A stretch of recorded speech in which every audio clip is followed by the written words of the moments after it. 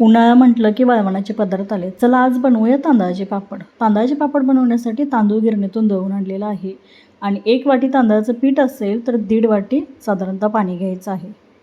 3 वाट्या पाणी घेतलं, चवीनुसार मीठ घातलं, 1 चमचा पापडखार घातला आणि त्यामध्ये आपल्याला 2 वाट्या तांदळाचं पीठ घालायचं आहे.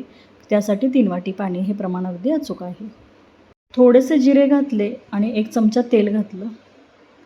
या पाण्याला उकळी येऊ द्यायची आणि नंतर यामध्ये पीठ वैरून घ्यायचं किंवा आपण पिठलं कसं गरगटून घेतो तसं हे छान असं वैरून घ्यायचं आहे बघा.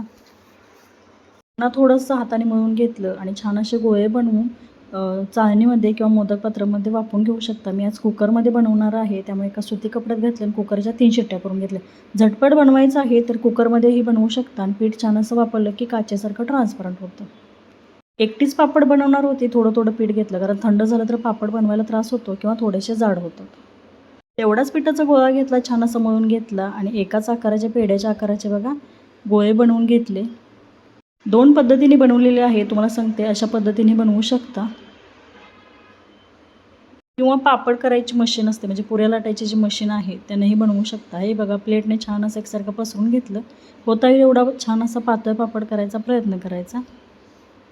या कागदाला तेल अजिबात लावलेलं नाही कारण हा पापड वर्षभर टिकतो आणि तेलामुळे थोडासा वास येतो, त्यामुळे तेलाचा वापर करायची गरज नाही. जाडसर कागद घेतला की छान असे एकसारखे पापड आपल्याला बनवता येतात. दोन्ही प्रकारे पापड कसे बनवायचे मी तुम्हाला दाखवले. बनवलेले पापड छान असे उन्हामध्ये सुकवून घेतले. 2 दिवस छान कडकडीत उन्हामध्ये सुकवल्यानंतर हेच पापड तळले बघा.